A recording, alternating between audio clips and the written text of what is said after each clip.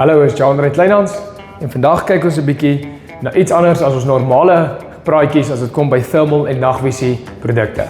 Ons kyk vandag na die Rusan adapters, hoe hy werk en nog 'n nuwe opsie wat Rusan gemaak het. So hoe 'n adapter gewoonlik werk is, hy kom voor aan jou clip-on scope. Van jou clip-on scope af kom hy voor aan jou dagscope en hy trek vas.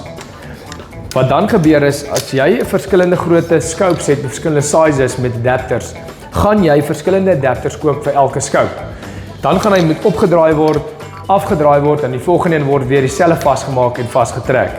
Nou het Rusan dit gemakliker gemaak vir die manne wat die clip-ons besit en hulle het 'n adapter met 'n connector gemaak. So jou connector draai jy vas aan jou clip-on.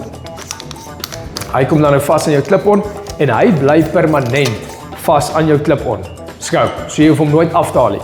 Enigste verskil is nou, jy koop 'n adapter wat dan voor in jou scope vaskom, of elke liewe scope, kom ons gestel, jy het 4 scopes, elke scope het sy eie adapter, daar sit hy adapter, jy hoef hom nooit af te haal nie, al wat jy doen is, jy gaan jou clip-on scope vassit, maar wat gebeur is dan, hy kom voor in jou adapter vas, jy trek hom net vas, jy lok hom, en daar sit hy.